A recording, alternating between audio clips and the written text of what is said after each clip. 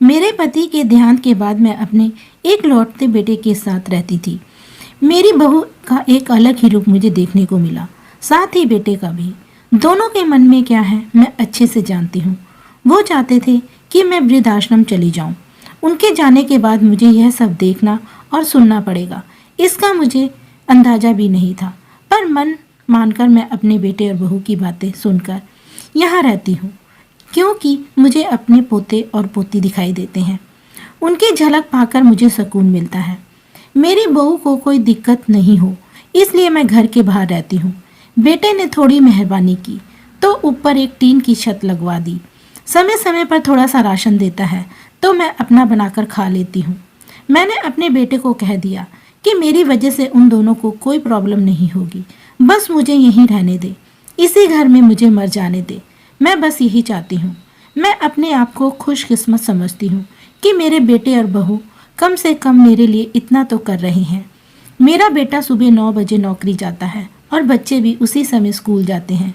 फिर शाम को 6 बजे मेरा बेटा वापस आता है। बच्चे 3 बजे आते हैं। उन्हें आता जाता निकलता देखकर मुझे बड़ा सुकून मिलता है। मेरे पति के दोस्त हैं, उनकी पत्नी का स्वर्गवास हो गया। उस समय पर वह हमारे घर आया करते थे। उनसे हमारे रिश्ते अच्छे थे। उनका घर हमारे घर से थोड़ी दूरी पर था। पैरों में समस्या हो गई थी, ठीक से चल भी नहीं पाते थे। वो बड़े दिनों बाद मेरे यहाँ आए। मुझे उन्हें देखकर अच्छा लगा। उनका हाल भी मेरी ही तरह था। बच्चे अब उनसे भी परेशान थे। आकर मेरे पास अपना दुखड़ा रोते थे और उन दिनों को याद करते थे। बुढ़ापा हम जैसों को बहुत रुलाता है।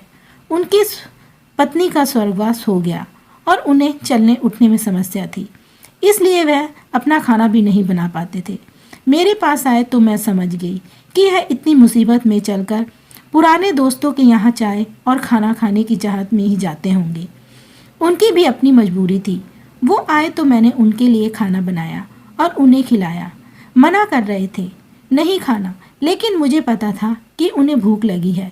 मेरी बहू ने मुझे और उन्हें खाना खाते देख लिया। वह कुछ भी ना बोली। ऐसे ही वो यहाँ 2-3 बार आए। जब भी वो आते मैं उन्हें खाना खिलाती। फिर उनके जाने के बाद जब मेरा बेटा आया तो बहू कहती है कि तुम्हारी माँ कितनी बेशर्म है, पता नहीं किस किस को आजकल बुलाकर खाना खिला रही है। बड़ी मुश्किल से कमाया जाता है और यह लुटाने में लगी है। इनका राशन बंद कर दो, कुछ दिन भूखी रहेगी तो अक्ल ठिकाने आएगी। मैंने कहा मैं अपने हिस्से का उन्हें खिलाती हूँ, तुम्हारे पिता के पुराने मित्र हैं। फिर भी बहू का उल्टा सीधा बोलना शुरू रहा। घर के बाहर रहकर इनको आज़ादी मिल गई है, पता नहीं क्या क्या करती है। बेटा भी बोला कि कुछ दिन भूखी रहने दो इन्हें। मुझे मेरे बेटे ने घर के पीछे सीढ़ी के पास लाकर बिठा दिया। कहा कि अब यहीं बैठो। मेरे तो अब आंसू भी सूख गए थे। अगले दिन मुझे खाना नहीं मिला। मेरे टीन के उस छोटे से कमरे को बहू ने तोड़ दिया।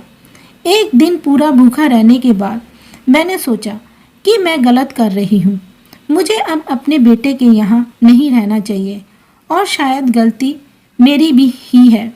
मेरी ही परवरिश में कोई कमी रही है, तभी तो यह परिणाम आया है। अगली सुबह मैंने अपने बेटे को कहा कि मुझे वृद्धाश्रम छोड़ आए।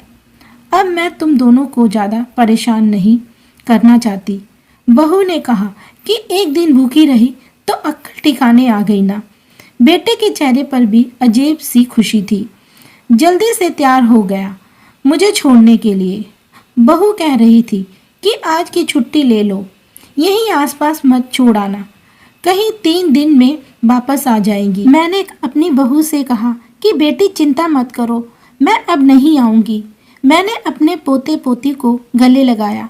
मुझे पता था कि अब मिलना ना हो पाएगा। बेटे को भी चाहती थी कि एक बार जी भर के गले लगा लूं, लेकिन वह बोला चलो जल्दी करो। मैंने अपनी बहू को कहा कि बेटी अपना ध्यान रखना। मेरा बेटा मुझे छोड़ आया। वहां आकर मैंने देखा कि मेरी तरह कई हैं, थोड़े दिन उदास रहते हैं, फिर सच को स्वीकार कर लेते हैं। मैं अब यहाँ खुश हूँ, कुछ काम भी करती हूँ। मैं चाहती हूँ कि ऐसा कहूँ कि ऐसा किसी के साथ ना हो, लेकिन ऐसा कब किसके साथ हो जाए कोई बता नहीं सकता। लेकिन माँ बाप को ऐसे समय के लिए भी तैयार रहना चाहिए। बस बच्चों को पालकर बड़ा कर दो, उससे कुछ उम्मीद मत रखो। कहानी कैसी लगी हमें कमेंट में लिखकर बताएं। वीडियो को लाइक और चैनल को सब्सक्राइब करें। Thank you.